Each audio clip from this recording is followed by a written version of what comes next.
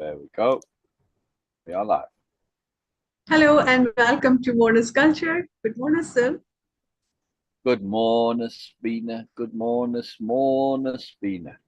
Yes, I know that you are doing really well because just before this, before coming here, we were having Syl interviewed by a celebrity interviewer, Jill Nicolini, and we were having a very good time. I was part of it, and which was really. And Beena was a guest on that show. Yes, Beena was yes, my guest there. We did it together. I have this opportunity. Yes, Cool. and now, of course, it's a privilege. Again, I'm enjoying that I was there, and that was fun. Without any preparation again, and without having any kind of uh, rehearsals, we were just doing that. And I'm continuously emphasizing for myself that okay, this is something I'm able to do. This is something I'm achieving every single day. I'm doing this to appreciate myself, capital A appreciation here.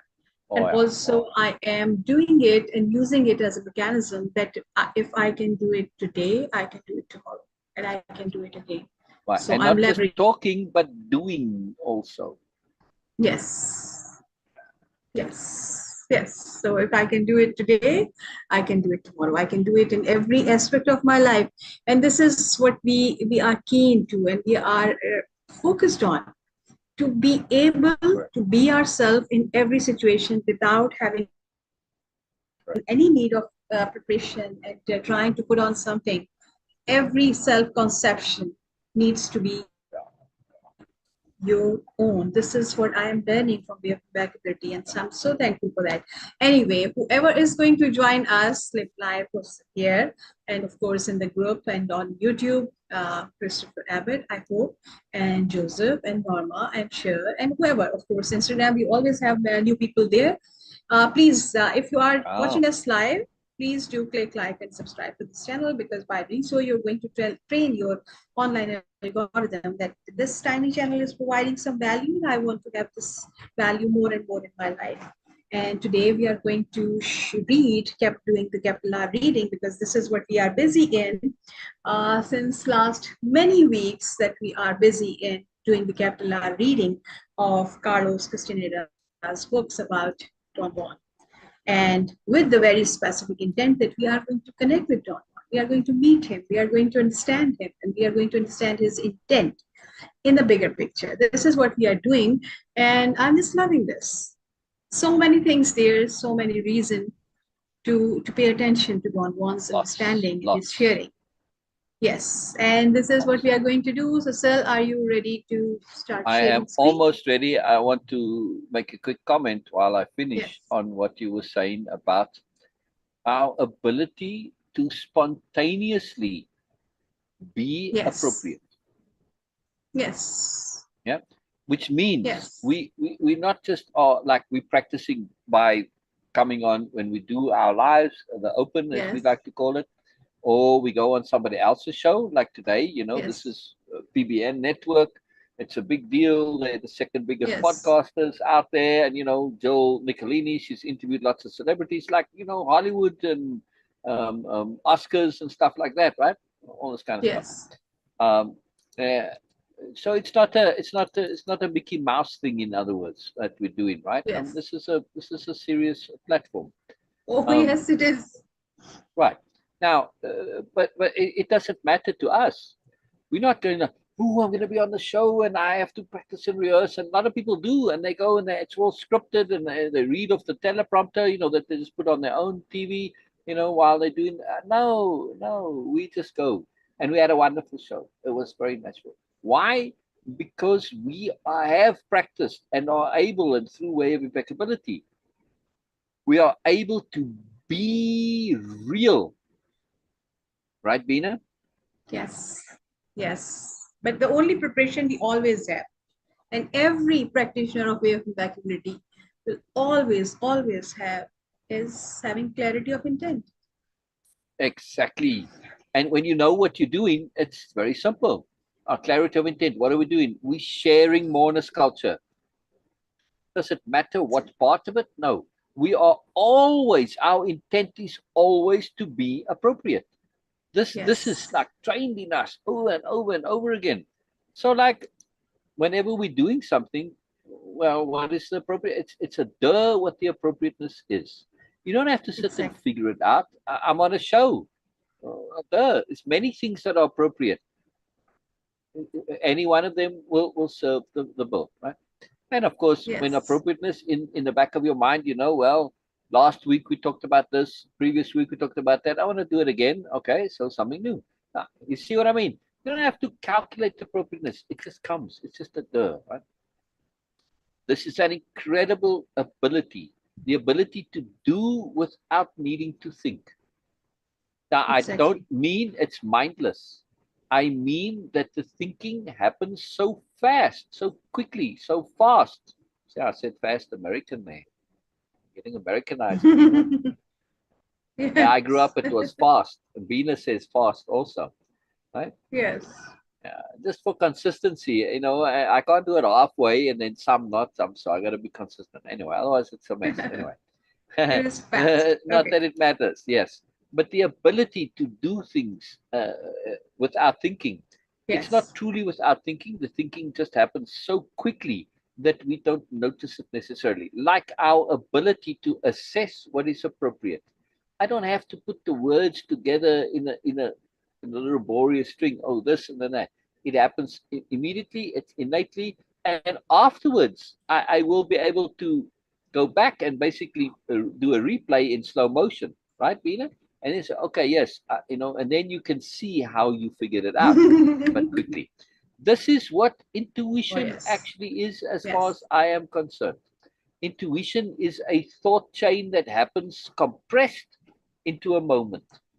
Now, if we've been paying attention to our own awareness, we notice that compression, and then you can stretch it out afterwards and see and check your thinking and see how were you thinking logically, were you following it, were you taking all factors into consideration. In other words, train the tools of thinking slowly, like Tai Chi. Yeah, when you need to put it into action, you do it quickly. Okay. I mean, that Tai Chi typical movements, when you know you see them doing something like this. Well, what is that but a block? Something's coming at you and you move it out of the way. If you do it quickly, okay, first coming at you, and there you go, right? Okay, so see what I mean? Tai Chi is a slow motion rehearsal for training your instinct to do it quickly, right? At least in theory with Tai Chi. Now, it works for other things, and it absolutely works for your thinking. You aren't training the specific thoughts, you are training the kind of thinking. Yes? And that's why conceptionality and the language of conceptionality is so key, because it allows you to train an abstract concept like appropriateness. Appropriateness applies in any, any circumstance, right? Always. So if you understand appropriateness as a concept, you have an incredible power too, because you can use it everywhere. It is why appropriateness is the root core conception of the entire philosophy that goes underneath this. And it's a practical philosophy. I mean, just the philosophy of appropriateness. What's theoretical about that? We want to be appropriate in every single thing that we do we not? It's a duh. See, just the name of the philosophy, if you think about it, you can figure it all out for yourself, right? It's a duh thing. Well, what do you mean exactly by appropriateness? How do you determine appropriateness? If you think more, you'll say, well, you have to determine context and you have to determine goal. It's self-evident. You can figure it out yourself. This is what I prefer to share. Always, I want to share self-evident sensibilities. In other words, once you're aware of the thing, you can figure it out for yourself just from the concept alone. That's what the dictionary of power is. Each conception in the dictionary of power, when you think it through, you think it through to the end, and you apply perspective shifting to multiple perspectives. Yeah. Okay, I get it. I get. Duh. Yeah, this is just so powerful. This is so powerful. This is so powerful.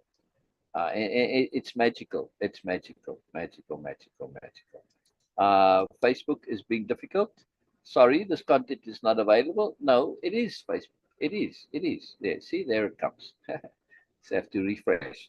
Do the same things on computers and the internet, expecting a different result. Let me repeat that. When it comes to computers and the internet, do the same things over and over and expect a different result, because almost always you get it. Okay, so I'm trying to share this to the group, to the from the live that we have. It was on my page, starts up on my profile. I share it to the group, and from the group I share it to my page. I shared it the first time. Well, I clicked on the button, nothing happened. And then the second time it said, I don't know, got that error message that I mentioned. And I did it again. And the third time, and it went, it shared. See? So don't expect different results. Expect different results. It's very, very powerful. Very, very powerful. Did I now share this to Norma? I'm trying to. I'll start reading in a moment. I just want to finish the sharing here. It's just Facebook being difficult. There we go. Come join us, Norma. Come join us. Come join us. We love when you come join us. I will continue reading in a moment as soon as this allows me. Some days it takes longer. But this key point, though, of our training, our ability to be appropriate in any situation. This is, you cannot possibly rehearse how you are going to behave in for a practice rehearsal for all situations, right, Beena? You can't do this. Yes, it's impossible. You can't train the exact thing, and that's the flaw that people have in their makeup. They want to rehearse the precise thing, but the precise circumstances that enable that preciseness, they don't come about really. Yes, sometimes more or less closely. Okay, you got to make a presentation and the boss is there, and well, all right, there are times, or at least when the boss criticizes you, how do you deal with that? See, well, okay, you can sort of practice a bit, but from experience, this doesn't work all that well. If you practice the abstract quality of appropriateness, which means you have to have an awareness of the context, which means you got to train your awareness to be aware of what the context is. And also, you have to train your awareness to be aware of what your motivations and goals are, not just yours, but the motivations and goals of the circumstance. Yeah. And it's a very powerful point come up in Way of Impeccability, and particularly in capital H hearing. We ask the question, what is the intent here? Not what's their intent, what is the intent overall? Because there's my intent, let's say in that business meeting, yes, and I get criticized. There's my intent, what I was trying to accomplish. Then there's the intent of the meeting, which might be slightly different to my intent, right? The meeting had a specific agenda, and I went a bit off script because, well, something wrong with the agenda of the meeting. Then there may be the boss's agenda and the boss's intent, which is different to both of mine. Then there is the greater intent, let's say, of the company, and there's the intent of business in general. Then there's the intent of the universe. See, we got to look at all of those. When we learn to think in this layered way, it's incredible. Now, my response in terms of appropriateness relative to the intent and the context, I say, well, you know what? The boss is a bit out of line here. Well, I have to be cautious. I don't want to get in trouble with the boss. But I can bring in a diplomatic way, the intent of the company and, of the greater business intent, maybe, which he sort of forgot a bit about, right? So you see what I mean? So then I can deal with his criticism and say, well, actually, I was thinking in the bigger context. Oh, I see. Okay. All right. Never mind. Carry on. Yeah. So whatever. I'm just giving an example of appropriateness. But you can never train for specifics. And I've seen this many times. People want to know the exact words to say in that situation. How are you going to possibly do this for the infinity of variations there are? No, learn to have that ability to be appropriate. And of course, the connected, the resulting, the consequential self-trust that comes from training that ability. Your ability to be appropriate, your ability to be aware, your ability to be sensible, your ability to be thorough, your ability to look at the bigger picture, right? Your ability to apply discernment and understanding and awareness. Train those skills, no matter what situation you're going to be able to do. And I'm just talking about saying things, but there's also acting. Yes. When some emergency happens, and if you've trained the skill of appropriateness, you're going to do what's appropriate. It's there. It's always there to some extent or another, right? As much as you are able, of course. Now, you might say, well, okay, somebody's fallen overboard on the ship and I got to save them, or they need saving. I can't go and jump in them there. Not only don't I know how to swim, or even if I do know how to swim, I haven't swum for 40 years. I'm too unfit to go and swim. All right, I got to find some other solution. Otherwise, we'll both die. See, so you need to have an ability to be aware of the circumstances, and part of appropriateness is risk calculation, risk assessment. Does that make sense, Beena? Absolutely. This is very important, to be aware of this risk assessment. Yes. You're posting this stuff in the group here, people. Post appropriate stuff, man. This is not appropriate for the group. Yeah. Sorry, I'm just noticing somebody posting inappropriate stuff. Yes, it's it's about famine and stuff like this, but there are lots of groups and places where it is appropriate to go and post social consciousness stuff. Yeah, this group is not about social consciousness. Yeah, it's about learning and growing. I know that stuff is out there. I know it happens, but it's not appropriate here. Yeah. So I understand appropriateness. Just because you've got this message that you want to get out, yeah, it doesn't mean it's okay to post your message everywhere. As a matter of fact, it's actually counterproductive if you post it in places where it's inappropriate. Yeah, you're just going to get negativity towards your issue. Yeah? And nobody wants to pay attention to it, because I'm here because I need to get a break from all this stress and awareness of hunger and famine and war and disease and negativity. Yeah. Now you come and you basically ruining my rest and recuperation. Now you just make me negative towards your issue. Yeah. Beena, will you respond to Rudy, please? Yes, I'm taking care of it. Yes. Yeah. We'll mail it to Rudy. No problems. All right. Okay. Let me get going here. Let me get going. Sorry, it's a little slow, but it was Facebook's fault. It was Facebook's fault.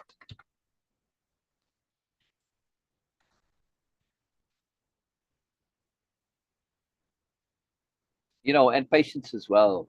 That's why all of Way of Impeccability, it is the training of our character, not rehearsing procedure.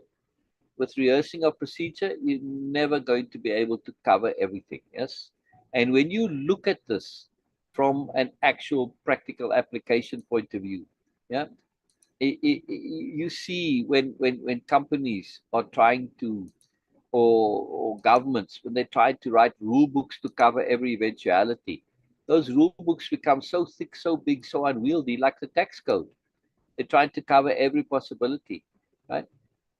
If that tax code was written to say, it is your responsibility as a citizen to pay your taxes appropriately. Now when you start fudging, and the tax guys can see when you're fudging, they might not be able to prove it exactly, and yeah, hey, you're not paying appropriately, you're trying to squirm out of it, sorry, and they have the leeway then to remedy this and give you a fine or whatever, right? So you're going to be a lot more careful about your squirrely stuff, because now it's, yeah, but technically according to rule this and that subsection A paragraph B, right, there we go. See, okay, there I can do it. And then the text guy, well, yeah, I suppose so. Quite, but it, well, and then they gotta let it go. You see, because people find those loopholes. When it's all about appropriateness, loopholes. No, sorry, you're trying to find a loophole to exploit. No, sorry, no, not gonna happen. Right? Pay your fair share. Pay your fair share. All right, chapter 11. Where were we? You remember where we were, Beena? You screen share. I know we started on chapter 11, but I don't remember how far we were. Okay. Oh, I know where we were. Actually, we were quite close to the end, actually. Mute yourself. There we go. And we'd gone through the whole incident where somebody was impersonating Don Juan, right? And Carlos had the sorcerer's battle, as Don Juan calls it, right? Yes, yes. So Here we go. Here we go. Here we go. How about the woman who took your form, Don Juan? Does she have only a helper and not an ally? I don't know whether she has an ally or not. Some people do not like the power of an ally and prefer a helper. To tame an ally is hard work. It is easier to get a helper on the other side. Do you think I could get a helper? To know that, you have to learn much more. Capital M more. Anyway, we are again at the beginning. It doesn't say capital M more, it's me adding that in there. We are again at the beginning, almost as on the first day you came over and asked me to tell you about Mescalito. And I could not, because you would not have understood. The other side is the world of Diableros. I think it would be best to tell you my own feelings in the same way my benefactor told me his. He was a Diablero and a warrior. Two are not the same. He was a Diablero and a warrior. His life was inclined towards the force and the violence of the world. But I am neither of them. That is my nature. You have seen my world from the start. As to showing you the world of my benefactor, I can only put you at the door, and you will have to decide for yourself. You will have to learn about it by your effort alone. I must admit now that I made a mistake. It is much better, I see now, to start the way I did myself. Then it is easier to realize how simple and yet how profound the difference is. A Diablero is a Diablero, and a warrior is a warrior. Or a man can be both. There are enough people who are both. But a man who only traverses the path of life is everything. But a man who only traverses the paths of life is everything. Now, I'll change that to a person, but still. Today, I am neither a warrior nor a Diablero. For me, there's only traveling on the paths that have a heart. On any path that may have a heart, there I travel. And the only worthwhile challenge for me is to traverse its full length. And there I travel, looking breathlessly.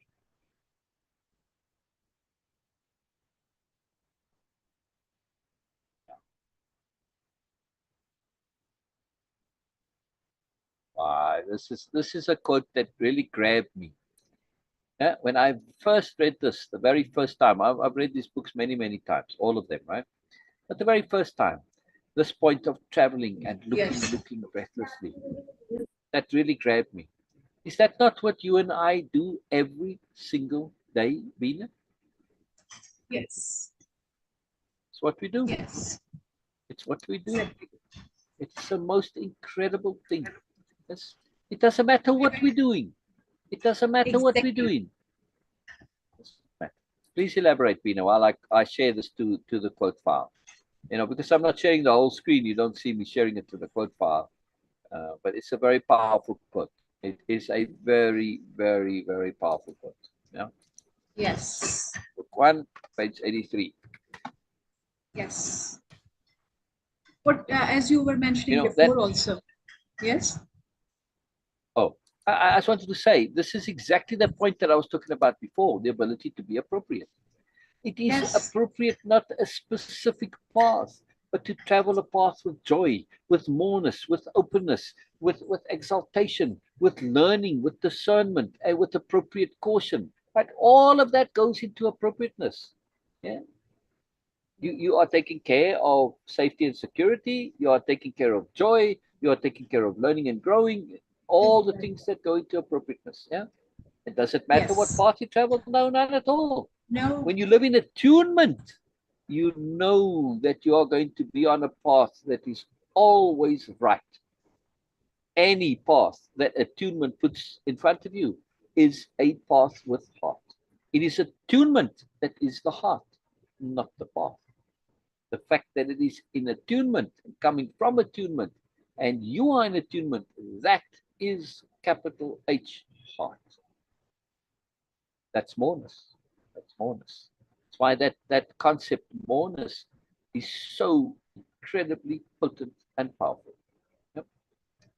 When you add and appropriateness, yes. And, I want to say this point of the philosophy of appropriateness. It's quite revolutionary in a way. Yeah. In all the things that I've read, remember I did that great reading project, read all the classics, right? I've never seen, not once, yeah, and it's not out there, this understanding of appropriateness as a philosophy. It is revolutionary. It is truly, truly revolutionary because it's so simple and it takes care of everything. Yes, the application not necessarily so simple, but the philosophy of appropriateness in its root essence is very simple. You simply need to have some awareness to be able to determine appropriateness. You just have to understand. It's not that hard. It's not complicated. You understand context. You understand motivation or intent. That's it. Very simple. I want to read this quote again, and then I'll continue. But a person who only traverses the paths of life is everything. Today, I am neither a warrior nor a diablero. For me, there is only the traveling on the paths that have a heart. On any path that may have a heart, there I travel. And the only worthwhile challenge for me is to traverse its full length. And there I travel, looking, breathlessly. He paused. His face revealed a peculiar mood. He seemed to be unusually serious. I did not know what to ask or to say. He proceeded. The particular thing to learn is how to get to the crack between the worlds and how to enter the other world. There is a crack between the two worlds, the world of the diableros and the world of living men. There is a place where the two worlds overlap. The crack is there. It opens and closes like a door in the wind. To get there, a man must exercise his will. He must, I should say, develop an indomitable desire for it. Indomitable desire for it. A single-minded dedication.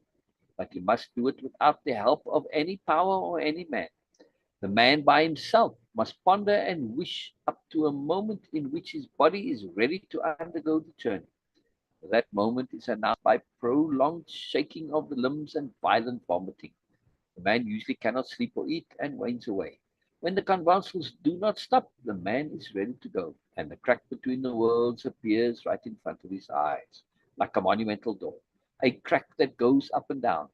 When the crack opens, the man has to slide through it. It is hard to see on the other side of the boundary. It is windy, like a sandstorm. The wind whirls around. The man then must walk in any direction. It will be a short or a long journey, depending on his willpower. A strong-willed man journeys shortly, and undecided, weak man journeys long and precariously. After this journey, the man arrives at a sort of plateau. It is possible to distinguish some of its features clearly. It is a plain above the ground.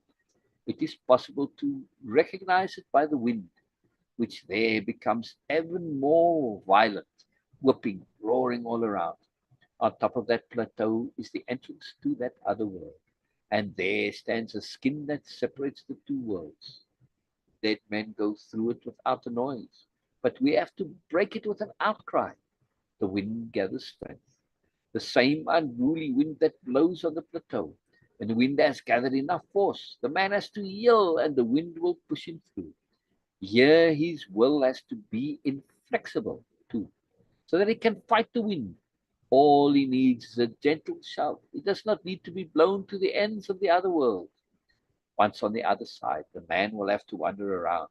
His good fortune would be to find a helper nearby, not too far from the entrance.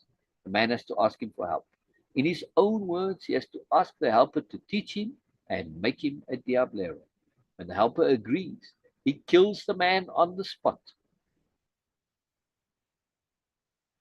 And while he is dead, he teaches him. When you make the trip yourself, depending on your luck, you may find a great diablero in the helper who will kill you and teach you. Most of the time, though, one encounters lesser brujos who have very little to teach. But neither you nor they have the power to refuse. The best instance is to find a male helper, lest one become the prey of a diablera, who will make one suffer in an unbelievable manner. Women are always like that, but that depends on luck alone. Unless one's benefactor is the great Diablero himself, in which event he will have many helpers in the other world and can direct one to see a particular helper. My benefactor was such a man. He directed me to encounter his spirit helper. After your return, you will not be the same man. You are committed to come back to see your helper often, and you are committed to wander further and further from the entrance. Farther and farther, he says, not further and further. Farther and farther from the entrance, until finally one day you will go too far and will not be able to return. Sometimes a Diablero may catch a soul and push it through the entrance and leave it in the custody of his helper until he robs the person of all of his willpower. In other cases, like yours, for instance, the soul belongs to a strong-willed person, and the Diablero may keep it inside his pouch because it's too hard to carry out otherwise.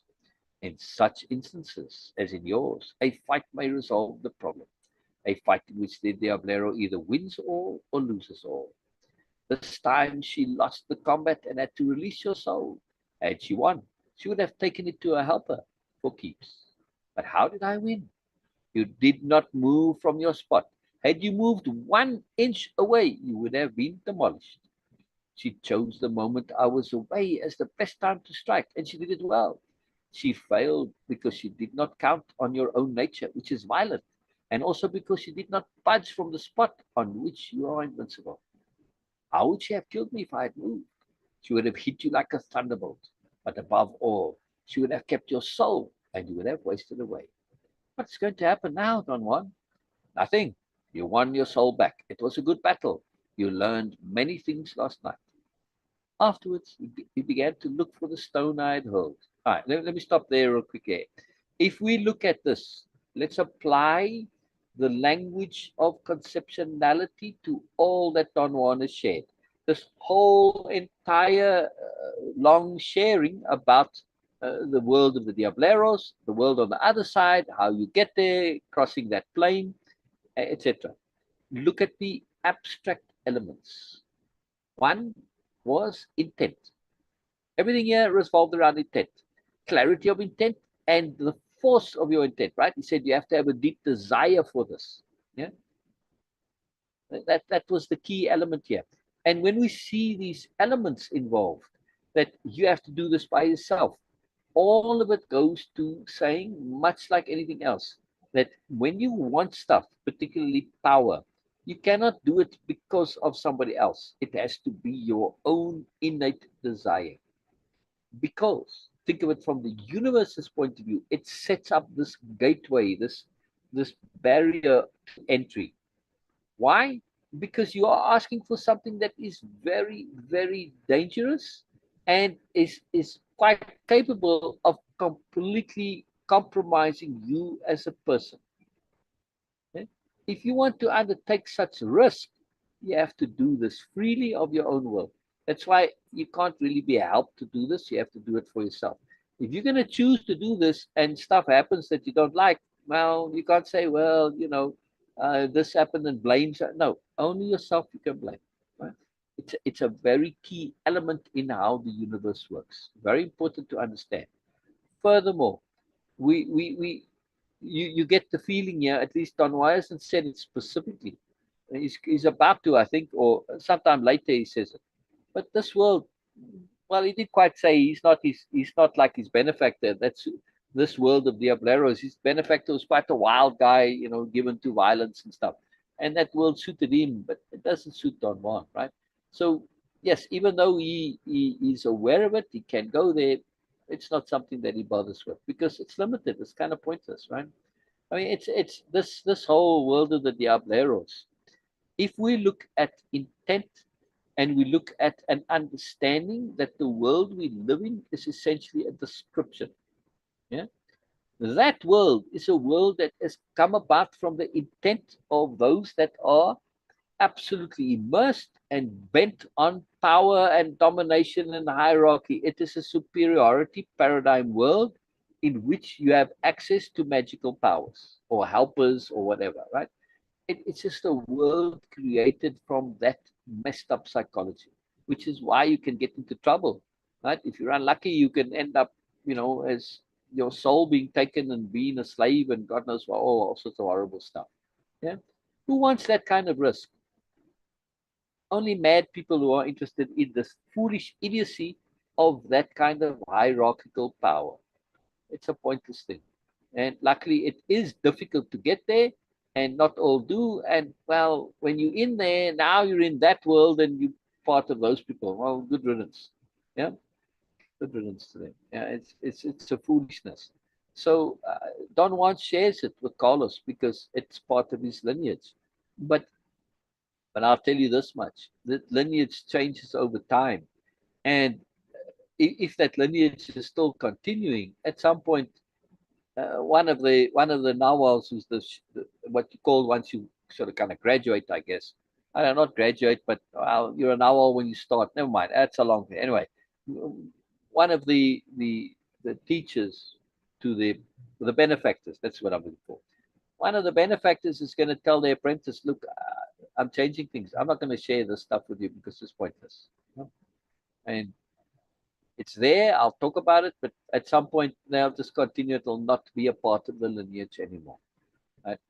And the lineage will evolve away from it because it's a dead end. There's no real point to it, especially in the world we're in today. Right? Anyway, so I feel this is important to understand because from the bigger picture. And this is it's very important because it's such a big part of Don Juan's sharing. But he himself, he does not care for it, does not like it, he does not see it as something valuable and useful. He understands why it's there, but it's not his thing. Right? He already said, I'm different to my benefactor. Right? He's only passing it on because it's part of his lineage. He's doing it out of a sense of duty and ethics, not because he thinks the thing is intrinsically valuable. He does not. Right? I mean, it's very subtle here, and he says it more later, but right now it's subtle that he says. All right. How would she have killed me had I moved? She would have hit you like a thunderbolt, but above all, she would have kept your soul and you would have wasted away. What is going to happen now, Don Juan? Nothing. You won your soul back. It was a good battle. You learned many things last night. Afterwards, he began to look for the stone I had hurled. He said if we could find it, we could be absolutely sure the affair had ended. We looked for nearly 3 hours. I had the feeling I would recognize it, but I could not. That same day in the early evening, Don Juan took me into the hills around his house. There he gave me long and detailed instructions on specific fighting procedures. At one moment in the course of repeating certain prescribed steps, I found myself alone. I had run up the slope and was out of breath. I was perspiring freely, and yet I was cold. I called Don Juan several times, but he did not answer, and I began to experience a strange apprehension. I heard a rustling in the underbush as if somebody was coming toward me. I listened attentively, but the noise stopped. Then it came again, louder and closer.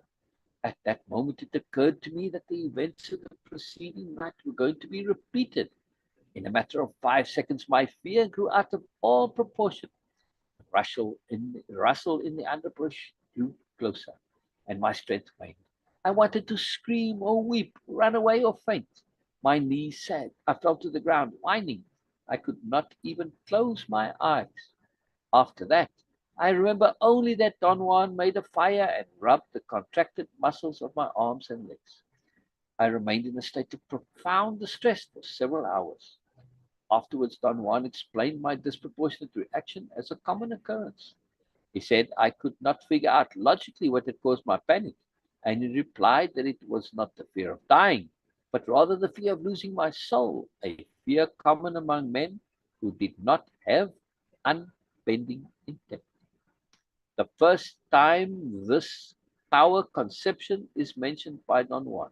It is in our dictionaries of power, right, Beena? Except we capitalize unbending and we hyphenate it because it's a thing.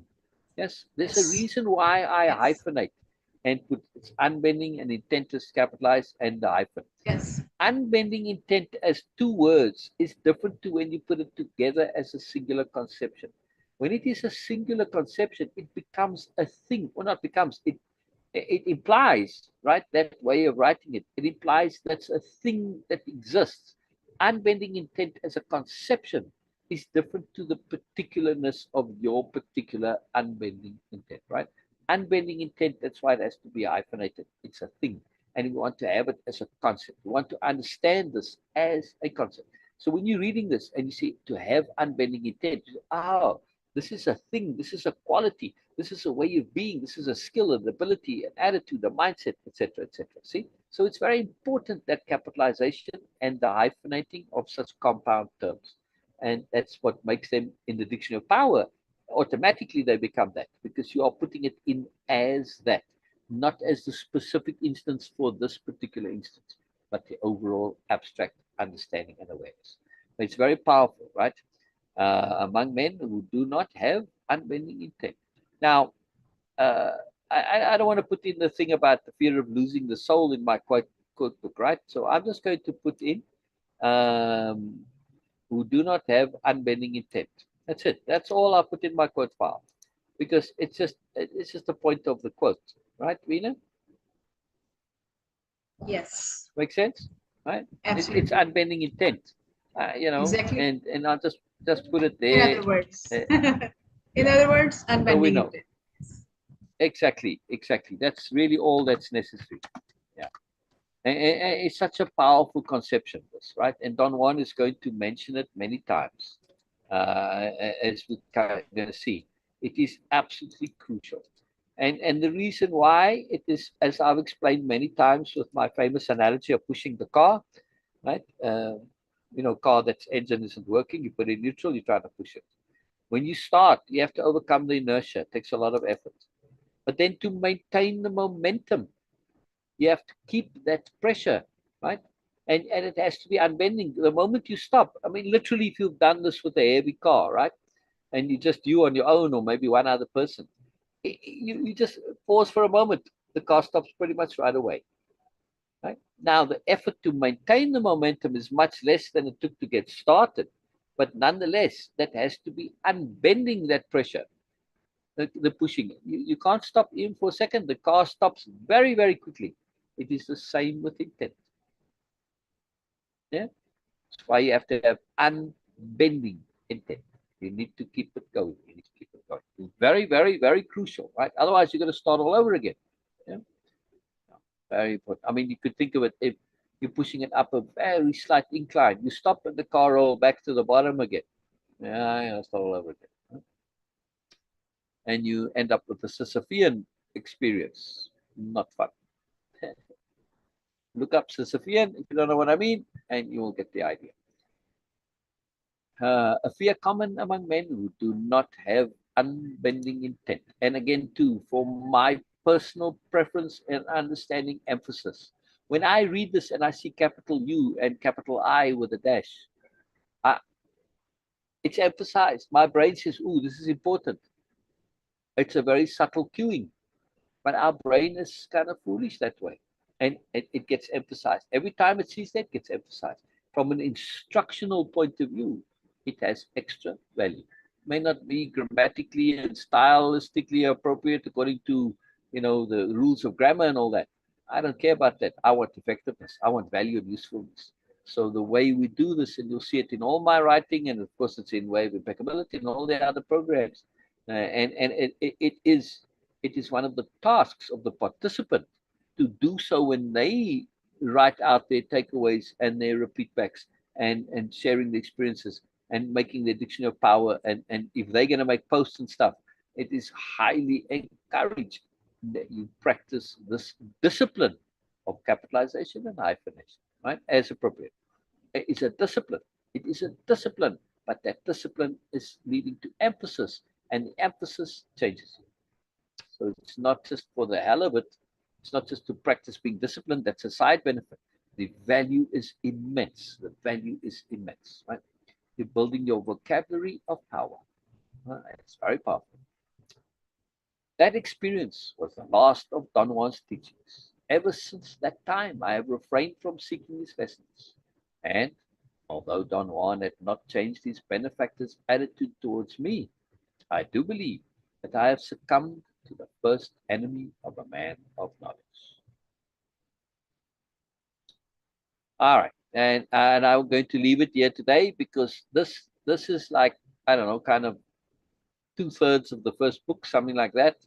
But that's the sort of story part of his experience with Don Juan ends here. Now we get to this, a structural analysis. And now we are going to see Carlos in full academic mode. And we're going to see the contrast between the Carlos apprentice and UCLA. That's where he was a student at the time, University of Los Angeles. University California, Los Angeles. That's what UCLA stands for. And we're going to see him in full academic mode. And it's quite revealing in terms of being able to discern and see Carlos's psychology. Right? And the complexity that is Carlos. Carlos is quite the complex being. And his uniqueness in that as this academician, or at least having a very profound academic side, is also, you study anthropology, you go out in the field, right? And some anthropologists are completely into the field work and they're not much on the academic side. But Carlos has both, yes? And that unique combination of both gets us a look at Don Juan's world through Don Juan's eyes and through the eyes of academics. And we see the problems, we see this conflict, and we see the conflict that's causing Carlos so much problems. The conflict between his world, which he thinks he knows and he's an expert in, and the fact that the world does not work the way he thinks it does. And this causes him profound problems. He can't make that shift. Constantly cannot make that shift, right? Now, Don Juan has a greater intent, like I said before, the intent of collapsing Carlos's worldview. Not just cracking it, but collapsing it. The cracks are already there, but Carlos is quite sturdy. And Don Juan said, yeah, in that point about the world and the Diableros, he very casually doesn't make a big point of it. He just references that, well, like you with a strong will, he tells Carlos that he has a strong will. Yeah? But he doesn't say it directly. He mentions it just, by the by, kind of like just indirectly. And Carlos does. And that strong will is what keeps his old worldview or his prevailing worldview, the one he came to Don Juan with. It's what keeps it in place and prevents those cracks from shattering the worldview. But eventually, I don't know really. Carlos never really shares from his perspective, once he's sort of accomplished some things in the world, and you would think he's closer to where Don Juan is at, he never shares if he always seems to be the perpetual apprentice, a bit of a knucklehead. Yes, he's acquired some skills and abilities, but he never really seems to get there. Anyway, but we'll see. This worldview collapse point is a very big point. Very, very big point. And it's giving us 14 books. Carlos's obtuseness, as it were. That's quite wonderful. It's quite wonderful. And of course, the problems that Carlos has, many of those I address in Way of Impeccability and the other works that I do. I address those problems and how to deal with them. Yeah. We'll see. Beena? Yes, we will see. We will see. And I was just thinking about that, how the appropriateness magic works in every situation. Like in this case, and Syl mentioned it many times, that Carlos being a bit like new, like he is a bit someone who is a newbie, yeah, reluctant to actually change. Yes, from a different perspective, and try to understand things from Don Juan's perspective. He is there, but he is providing a different perspective, which is of course always needed. Not a person like Syl, that okay, yeah, they have their own thinking, their own way of thinking, which is of course always appropriate and always updating and all these things. Mostly people don't have that, and for them, book is like a holy thing. And then once a writer is saying something, they just go by the book. Problem. Yes, and then in these type of situation, it is good to have someone who is not there. Okay, I really hope that Right. Carlos will be at least. This is something I want. I'm hoping that okay, I don't want to get really disappointed when Carlos will say that okay, yes, no, I'm not. Being okay with yourself doesn't mean that you are not open to change and update. No, but acceptance that yes, I am not there and I'm not you and I'm not don't want and I don't want to be, of course. So this is something I really hope. Okay, I know that it's a true thing, and of course, it is what it was at that time. Doesn't But matter still, to this is us. something a Doesn't subtle matter to kind of us like, if it's true or yes, not. I It's want, irrelevant. yes, yes, yes, I just want Carlos to have at least that independence and peace of being. Yes, and acceptance, because if you don't have acceptance and independence of being, then those type of people, I have seen this, and of course I can say that okay, I was also there. When you don't have peace of being, when you don't have acceptance and independence of being, you actually don't give due respect to others. Never. Yes. Because you always try to Yes. be someone else, and you assume that you Yes. can be. This is not giving the due respect. They might be less than you in some way, they might be more than you in some way, they might be like really far ahead, they might be very behind. Doesn't matter. They are unique in their own way. And Yes. Yes. this is what giving due respect is, by accepting that yes, of course, in other words, celebrating difference. This is giving due Exactly. respect is, once you Exactly. accept that I am who I am and the other people who Yes. they are, Yes. and I'm just okay with that, and of course I'm happy for them. This is what the freedom and of course peace of being is, and this is the real Yeah. crux of way of impeccability, Very important. which is the backbone, which is the background, which is the overall theme of our lives, and open in our normal words. Yes. This is what it Yes. is. This is what our whole life is. I'm just Potency. including myself. Potency. I am way behind, of course, but still, I am Yeah. on my own path and I'm doing it. I'm trying to be impeccable as much as I can. And this is what all Yes. we need: Yes. clarity of intent, purity of Exactly. intent, also. Exactly. Exactly. Yes. Exactly. Yes. Exactly. I mean, yes, you could say one is the Yeah. other, but it's good to make it obvious that clarity of intent includes purity of intent, or purity of intent includes clarity of intent. Right?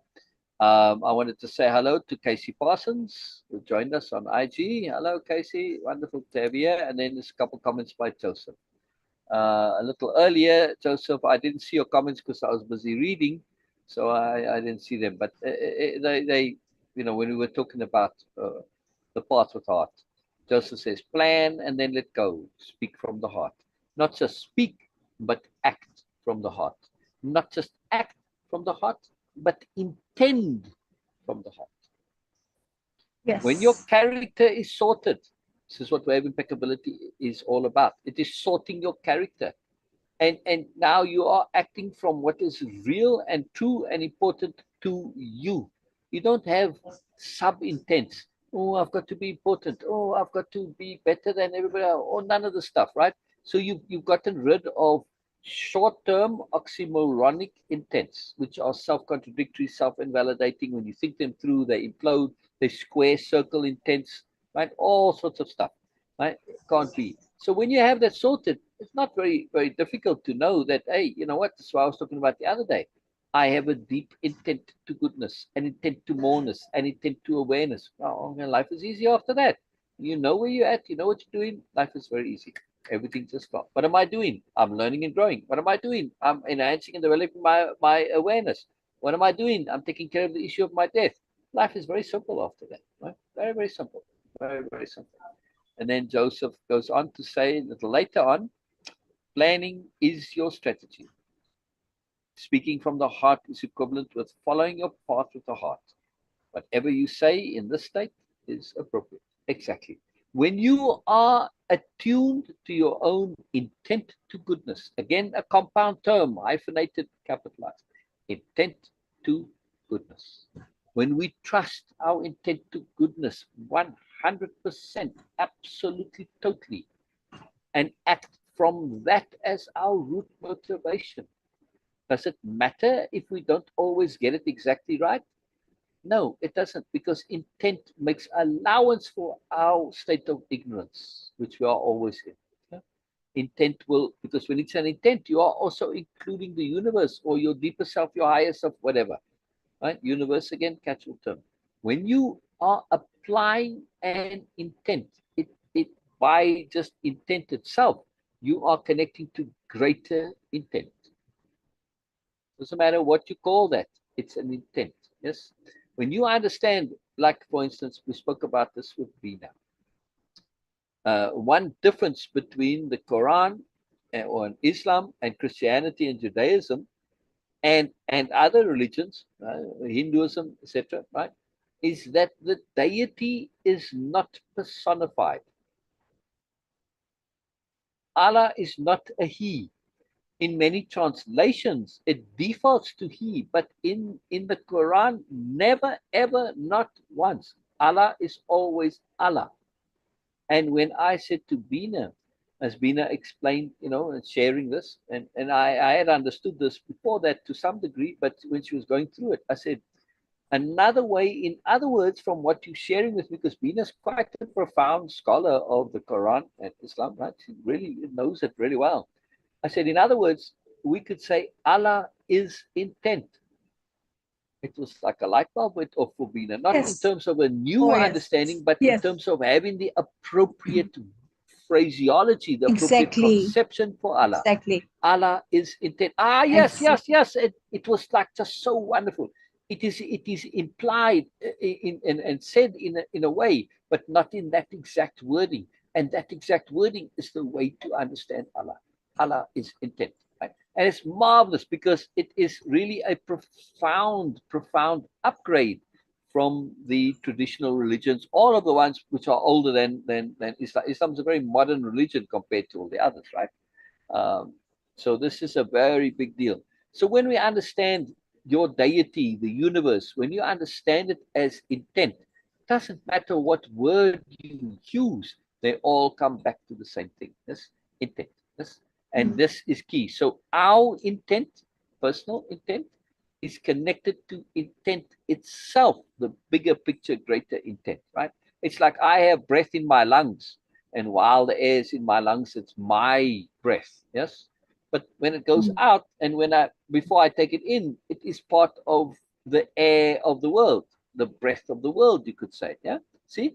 Intent is likewise similar. Yes. See? You take it in, you process it, you put it out, yeah?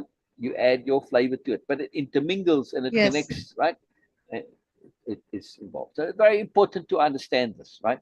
And therefore, like to comment on your comment here, Joseph, whatever you say in the state is appropriate, not just say, but do.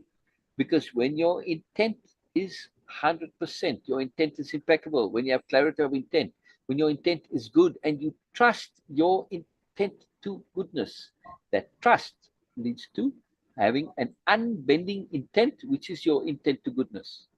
This we automatically have, at least all the good people that I know. I can say this with absolute certainty. It applies to like Norma and Joseph, etc. Right? Joseph, tell me that you do not have an ongoing inside you intent to goodness that's always there. It's always there. You always have that intent to goodness. Do you ever intend badness? No. And it's an intent to goodness, right? So this is always there. But when you learn to trust it, that's when our actions, our doings, everything starts to take on a new concept, a new power. And this is also what I was wanting to speak about earlier, Beena. It was actually this point. That's where I was going earlier this morning, but I forgot about it and I got distracted. So it's all good. This point about self-trust and self-confidence and our ability to be appropriate, it comes from the trust in our intent to goodness. We don't know the specifics. Again, think of it from the specifics of what is required. But I know my intent to goodness is always appropriate. I know my intent to goodness is always appropriate. And this I can trust. And this I need to trust because it gives me an anchor, it gives me a focus. and it gets rid of doubts, which can be distracting and debilitating and take us away from our goal and our focus. Now, think of it when you are a parent and you have a young child, right? And they do something, and whatever it was completely inappropriate. But they had an intent to goodness. And you see this, there's many videos, and you probably experienced it when you were a child or from other children, that they were trying to do something good, but they were horribly inappropriate. Look, mommy, I decorated the lounge, and they've drawn art and paintings all over the world, all over the walls, right? They painted the walls with crayon and whatnot. Right? The intent to goodness was to make the house pretty because they'd seen you doing decorating and putting up paintings and trying to make the house look pretty. Yeah. And then while you were at work, they made the house pretty. You go, but you can't really.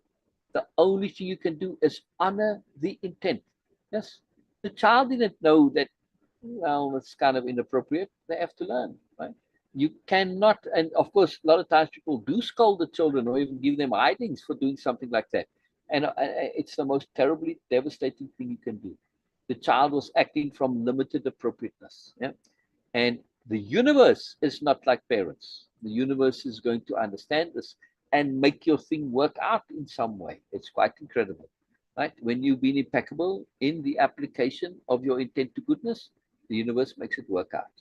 Note well, when you have been impeccable in the application of your intent to goodness, the universe makes it work out in some way or another. And it's very, very important to understand. And when we understand that intent to goodness, it is a power, and we trust it implicitly, that's when we end up with self-confidence, self-assurance, yes? And we end up with capital T, trust. Trust in ourselves, trust in the universe, trust in intent.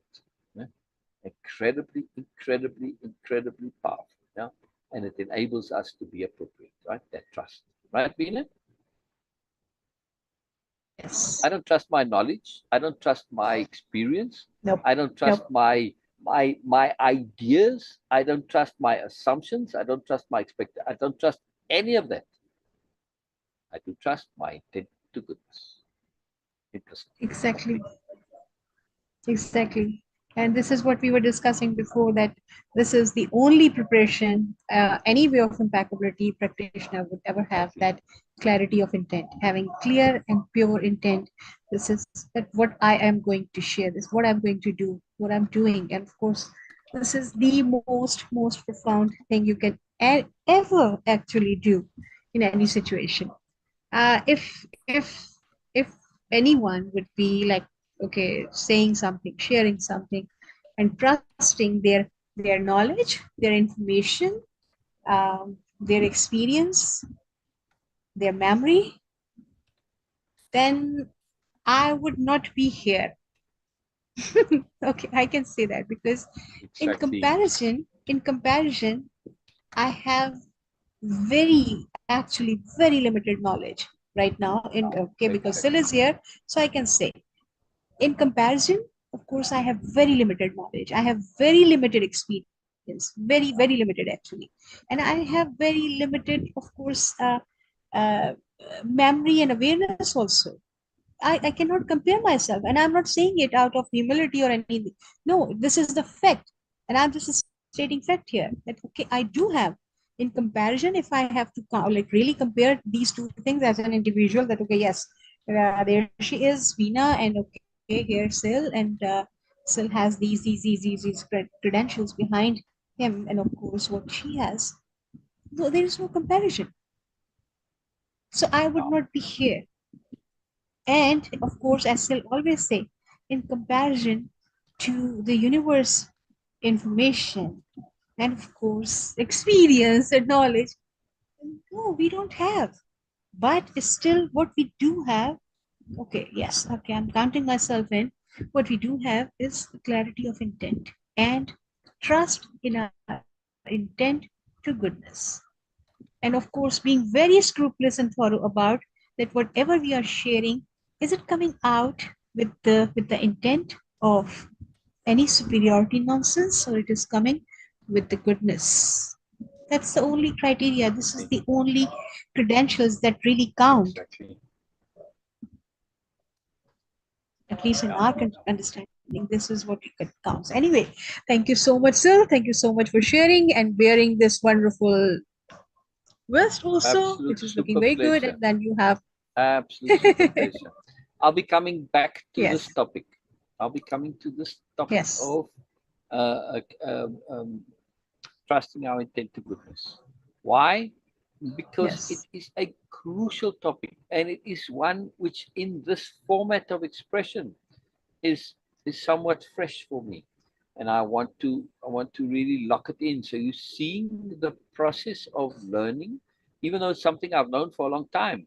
In this particular connectivity and expression, this sharing, this particular sharing is new. And you see me practicing, coming at it from multiple perspectives to lock it into me, to make it my own, to have it fluid and free, right? Even though it is my own concept and idea, the expression needs to be made my own also, right? So you see how it works. Very, very potent and very, very powerful. You're seeing the process in action. And I'll go over this many, many times. It's super potent, super powerful. That's how one gets to live these things, gets to be these things by going over it until it's completely innate. Yes, you don't have to think about it. You don't have to think about it. yes, Make it innate. All right, brilliant. We'll see you guys tomorrow. yes, We've got to get ready for our training, for our show coming up with the yes. producers of our own show, the Moreness show. Very exciting. Yeah, very exciting. So all sorts of fun and exciting stuff. So very cool, Joseph. Thank you. Sorry I didn't see your comments at the time. My bad a little bit. Well, I was reading and I was very immersed in the reading, and so but I shall try and make a better effort to stay connected next time. A little bit better. Yeah. Right, Yes, Beena? yes. Thank you. All Thank you, right. everyone. Yes, See you thank you, tomorrow. See you everyone, for tomorrow. joining us. And if you watch us recorded, please do not forget to leave a comment there, and also click and subscribe to the channel. Press the notification bell, because by doing so, you are deliberately choosing the value and goodness into your life. Yeah. Yeah. Not Okay. limited I to gotta only go. our I gotta channel, go. but I gotta go. I any. gotta call. Okay, okay, okay. Bye for now. All right. Bye bye, everybody. Bye bye. Bye bye. Bye bye.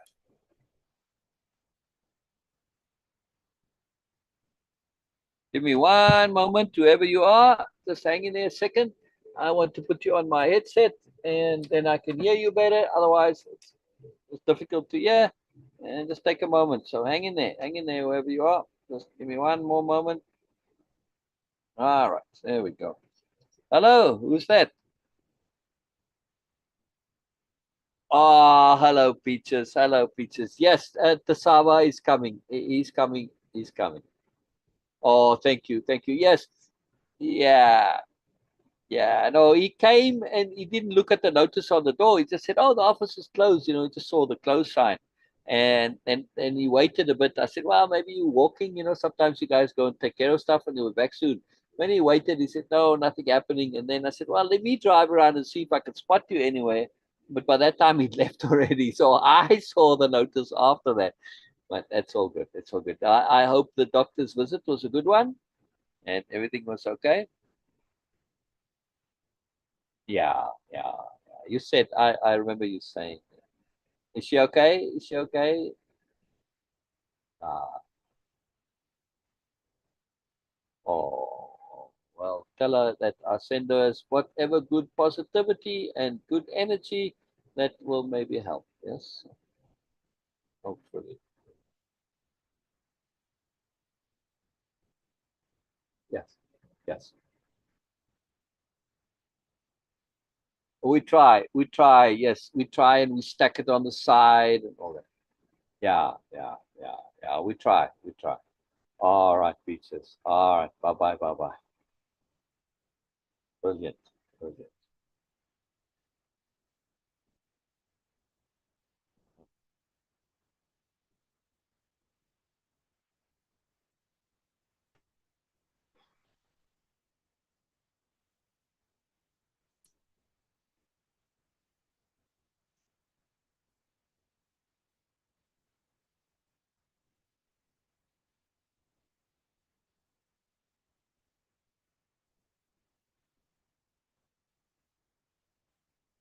Hello, sweetness. Hello, sweetness. There was Peaches calling from the office.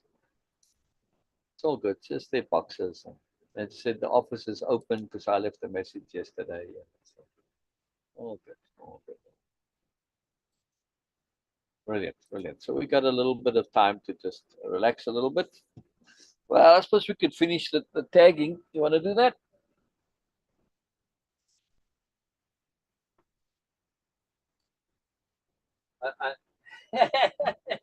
What does that say again?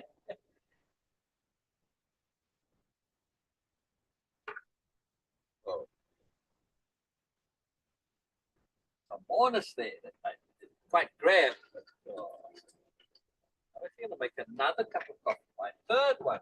Some days I just feel like coffee.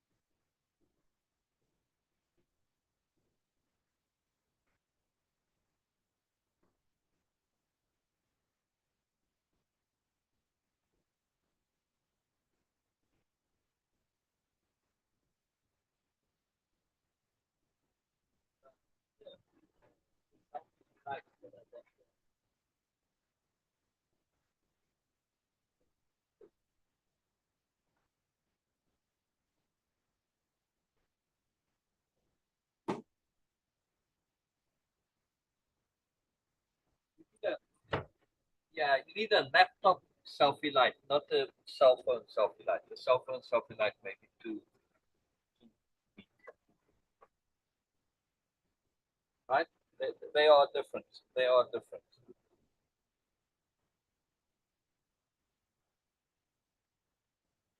Because we used a lot of energy, that's why. Doing shows takes energy, man. Doing shows takes energy. Oh yeah, you put a lot of energy into the Joel show. That's what makes us appealing and attractive, and why they like us, because of that energy that we have. Giving people a gift of energy. How is that not potent?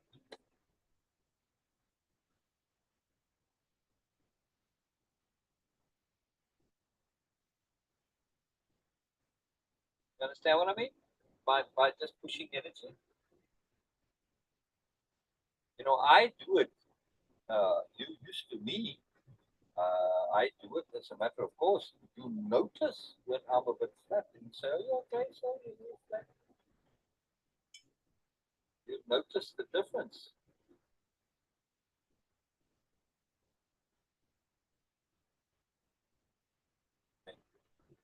Thank you. And that's right, right. And that's a function of way of impeccability and the, right?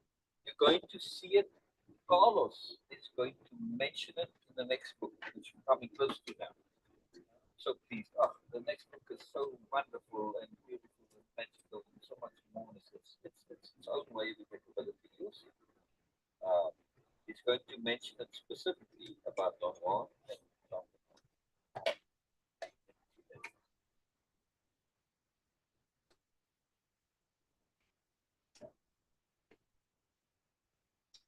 It's a powerful thing, Nina. It's a powerful thing. Now you do. You have high energy too. Mostly when you connect and when you do the lives, you share that. You put out a lot of it with Joe. I don't think you even realize how much you love Joe. It's very good. It's very good. But Me neither. It comes innately as a function of our appropriateness. That's it. It's just appropriate. End of story. Just appropriate. Oh, too marvelous. Well, oh, I think I got a reply from the guy. She said, well, Sherry Huang said the package is 45 by 45 by 45 centimeters. That does. Oh, wait a second.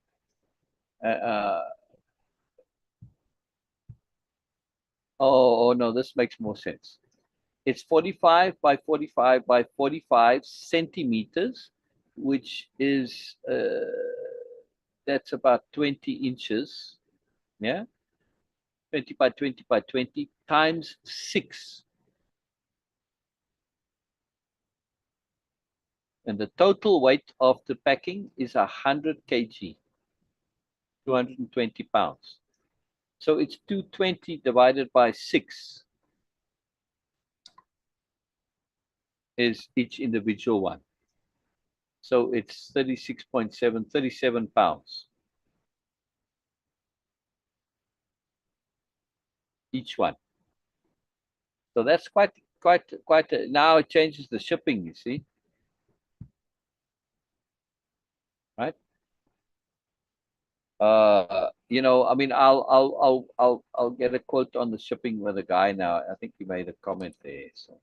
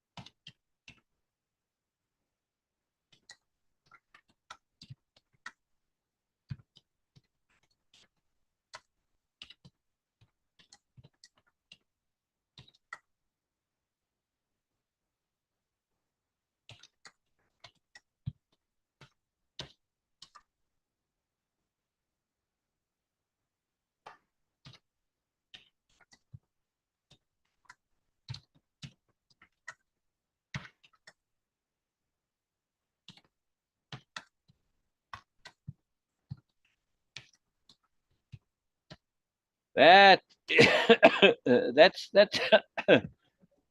that's some serious shipping now, right? Right, Beena? I mean, 20 by sorry, what did I say the dimensions were in inches again? Yeah, 20 by 20 by 20 more or less. Yeah. It's not too big, but there's 6 of them, you see.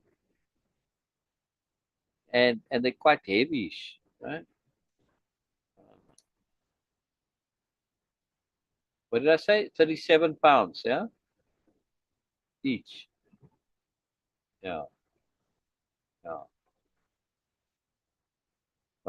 That's going to make shipping just off the top of my head now. That's going to be 20 at least for each one. That's 120. So yeah, I calculated the shipping fairly accurately, maybe a bit more. It's still less than 200 for the total. Yeah, yeah.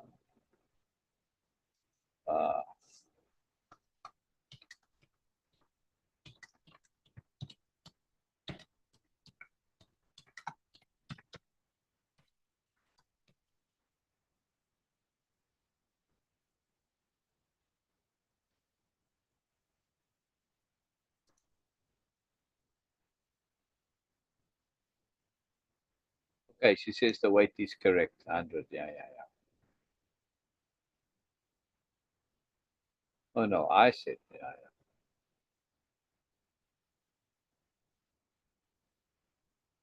So each 4-pack Beena is 4.4 pounds, which is about right. It's kind of roughly what our toner is when we get them. Yes. Except these aren't the long toners. They're the more squarish type of toner. You understand what I mean, Beena? You know what the difference what I'm talking about? That's why the weight surprises me. The weight that seems very heavy. Okay, but still, that's about right compared to what we normally have. You know, they must be bigger than they look in the pictures.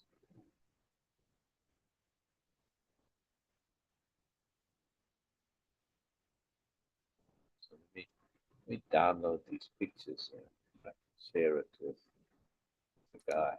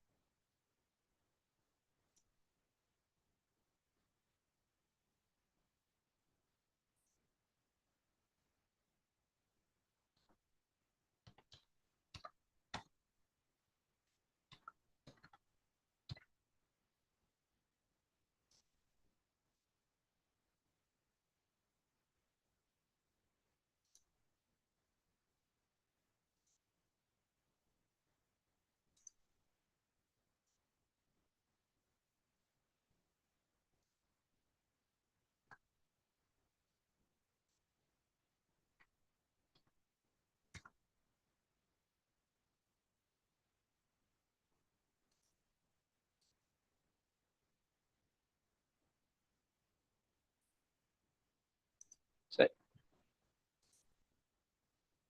say again. I didn't hear anything you said. You were a little unclear.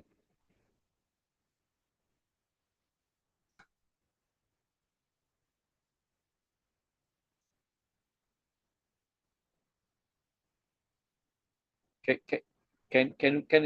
can't hear you properly, Beena. I don't know what's wrong. You're not clear. Oh, sure. You want to go to bed? Go ahead. Go ahead. Go ahead.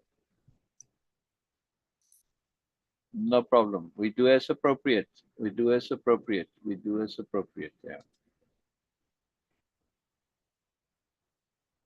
Yeah. Yeah.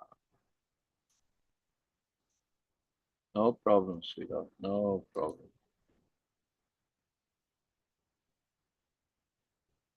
Okay. Okay, Angel. Okay. No problem. No problem at all, Angel. No problem at all.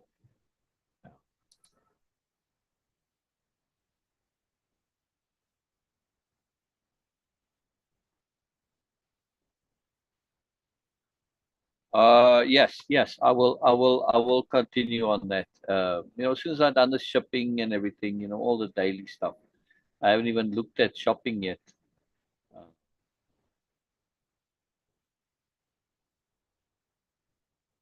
all right, gorgeous. All right, gorgeous. Bye-bye, Angel.